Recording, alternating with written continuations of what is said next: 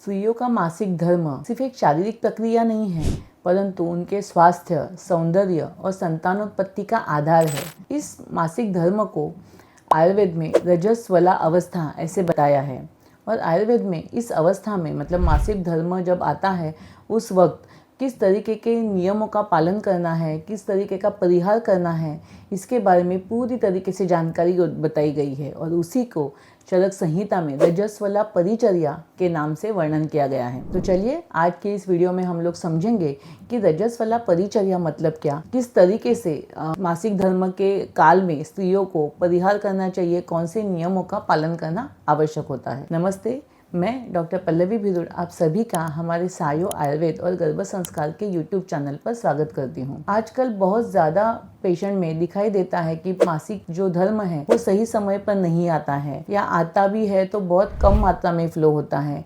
आने से पहले और आने के बाद भी बहुत ज़्यादा कमर में दर्द, पैरों में दर्द, पेट में दर्द, ऐसे तकलीफ़ें होती है। इन सभी चीज़ों का, ये सभी जो प्रॉब्लम्स हैं, इनका मुख्य कारण जो है रजस्वला परिचर्या का पालन नहीं करना। और इसीलिए आयुर्वेद में जो रजस्वला परिचर्या बताई गई है, उसका अगर हम लोग सही तरीके से पालन करते हैं, प्रॉपर तरीके से उसको अपनाते हैं, यकीनन आप ये सभी तकलीफ़ों से बच सकते हैं। और आजकल जो स्त्रियों में जो बीमारियां दिखाई देती है, वह सभी बीमारियां भी कम हो सकती हैं। पहले के ज़माने में हमारे जो पूर्वज थे, उन्होंने इस मासिक स्राव के दरमियान कुछ नियम बताए गए थे और वो नियमों का हम सभी पालन भी करते थे। परंतु आजकल मॉडर्नाइजेशन की वजह से और हम अपने आप को मॉडर्न समझने की वजह से इन सभी नियमों का पालन नहीं करते हैं, और एक्चुअली नुकसान तो हमारा ही हो रहा है उसकी वजह से। तो सबसे पहले तो ये जो मासिक धर्म है, उस समय शरीर में व्रण के जैसा, मतलब गर्भाशय के अंदर से जो खून निकलता है, गर्भाशय के अंदर की सतह निकल जाती है और उसी वजह से हमें एमसी का फ्लो होता है। तो यहाँ पे व्रण के जैसा एक अवस्था वहाँ पे तैयार हो जाती है। इतना ज़्यादा मात्रा में जो ब्लड फ्लो होता है, उसकी वजह से शरीर में थकावट महसूस होती है, एक वीकनेस आता है। इसकी वजह से भी हमें इन नियमों का पालन करना आवश्यक होता है। तो चलिए देखते हैं एमसी के दरमियान जो रजस्वला परिचर्या आयुर्वेद में बताई है, उसमें कौन कौन से नियम बताए हैं और उसका पालन हम किस तरीके से कर सकते हैं। सबसे पहला तो है कि उस कंडीशन में, या ये जो अवस्था है 4 दिन की, इसको हमें नॉर्मल डेली रूटीन से थोड़ा सा अलग रखना है।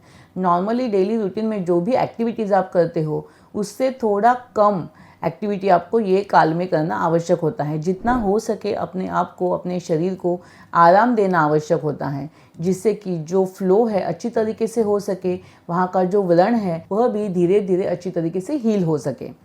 इसीलिए आराम करना बहुत ही आवश्यक है। अभी आप बोलोगे कि आराम करना मतलब सिर्फ सो जाना है क्या? तो ऐसा नहीं है, परंतु जो एक्स्ट्रा एक्टिविटीज़ है, मतलब कि यात्रा पे जाना या बहुत ज़्यादा जंपिंग करना, एक्सरसाइज करना, जिम में जाना, योगासन करना, ये सब जो डेली अगर आप बाकी के दिनों में करते हो, तो ये एक्टिविटी ये 4 दिनों में आपको नहीं करनी चाहिए, जिससे कि आप बाकी जो रूटीन आपका ऑफिस वर्क है या कॉलेज में जाना है, ये काम आप कर सकते हो। लेकिन जो एक्स्ट्रा वाले एफर्ट्स जिसमें ज़्यादा पड़ते हैं, ऐसे कुछ भी कार्य आपको इन 4 दिनों में नहीं करना चाहिए। दूसरा, जो खान पान है आपका, जो आपका आहार है, वह भी सात्विक होना चाहिए। इन दिनों में शरीर में पित्त का प्रकोप बहुत ज़्यादा मात्रा में होता है, रक्त का फ्लो हो रहा है। इसकी वजह से अगर बहुत ज़्यादा स्पाइसी, ऑयली, तली हुई जंक फूड अगर हम लोग सेवन करते हैं, तो जिससे कि हमें एमसी के टाइम पे बहुत ज़्यादा तकलीफ़ हो सकती है। और इसीलिए इस काल में हमें हल्का, सुपाच्य, मूंग दाल, चावल से बना हुआ, जो पचने में बहुत हल्का हो, लिक्विड पार्ट हो, या सूप्स हो, वेजिटेबल्स हो, इनका ही अधिक मात्रा में सेवन करना आवश्यक होता है। इस समय के दौरान आपको दूध, घी का सेवन अच्छी प्रमाण में करना आवश्यक है, जिससे कि बॉडी में स्निग्धता हो और वात का शमन होने में मदद मिले। फ्रूट्स और वेजिटेबल्स का भी अच्छी तरीके से अगर आप सेवन करते हो, तो जिससे कि बॉडी के जो दोष है उनका संतुलन बना रहे।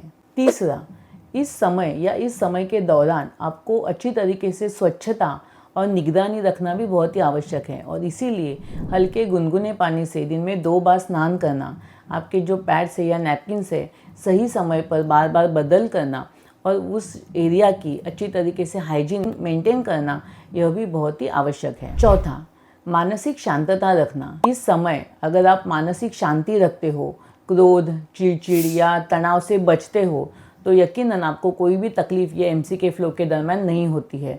और ये मानसिक शांति को रखने के लिए आप नियमित रूप से ध्यान या फिर प्राणायाम या फिर एक शांत मधुर संगीत का सुनना, इन सब उपायों का इस्तेमाल कर सकते हो। 5वां, और इसी समय अगर आपको कोई तकलीफ होती है तो आप आयुर्वेदिक कुछ औषधियों का भी उपयोग इसके लिए कर सकते हैं।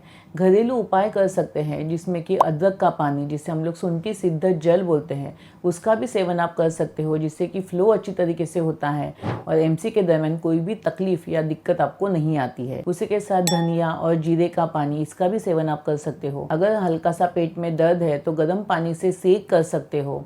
उसी के साथ साथ अशोक, शतावरी या लोद्र जैसी कुछ औषधियाँ हैं, इनका भी उपयोग MC के दरम्यान कुछ तकलीफें हैं तो उनके लिए हम करते हैं, परंतु इसका इस्तेमाल वैद्यों की सलाह के अनुसार ही आपको करना आवश्यक है। तो इस तरीके से पीरियड्स के दरम्यान, मासिक धर्म के दरम्यान थोड़ी सी सावधानी अगर आप बरतते हो, आयुर्वेद में बताई गई इस रजस्वला परिचर्या को पालन करते हो, उसको फॉलो करते हो, तो यकीनन स्त्री जीवन के स्वास्थ्य, सौंदर्य और मानसिक संतुलन को बनाए रखने में आपको मदद हो सकती है और पीरियड्स के दरम्यान आने वाली सभी तकलीफ़ों से आप अपने आप को बचा भी सकते हो। तो इसकी वजह से ये जो मासिक धर्म है ये आपके लिए बोझ नहीं परंतु एक वरदान साबित हो सकता है और आपके आरोग्य का रक्षण भी कर सकता है। यदि आपको हमारा यह वीडियो अच्छा लगा हो तो इसे लाइक करें, शेयर करें और सब्सक्राइब करें। धन्यवाद।